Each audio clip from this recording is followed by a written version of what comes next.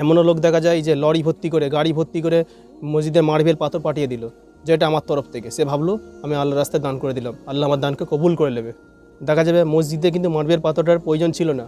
আবার দেখা যাবে কিছু ব্যক্তি নিজের তরফ থেকে 3টে কিংবা 4টে এসি মসজিদে লাগিয়ে দিল।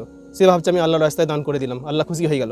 দেখা যাবে সেখানে কিন্তু পাকা ছিল, আরও একটা এসি ছিল, কিংবা জরুরত ছিল না। দেখা যাবে ওই লোকেরই আবার দেখা যাবে তার পাশে প্রতিবেশীর দেখা যাবে কি ঘর থাকার জায়গা নেই, কিংবা দেখা যাবে কি তার চালের ঘরে আছে, পানি এলে বৃষ্টি পড়ে, সেদিকে তাকিয়েও দেখে না, সেইদিকে তাদের ব্যবস্থা করে না।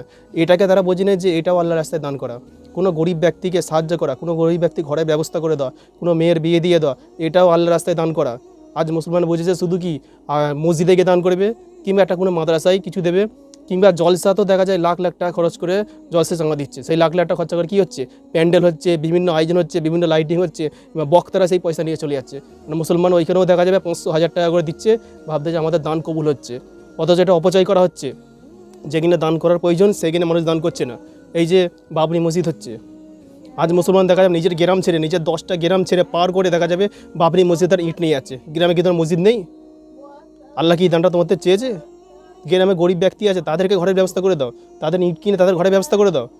আজ মুসলমান কোনো গরিব ব্যক্তিকে সাহায্য করতে হবে, কোনো মিসকিন ব্যক্তিকে সাহায্য করতে হবে, কোনো এতিম ব্যক্তিকে থাকার ব্যবস্থা করতে হবে, এগুলি পুরোপুরি ছেড়ে দিয়েছে।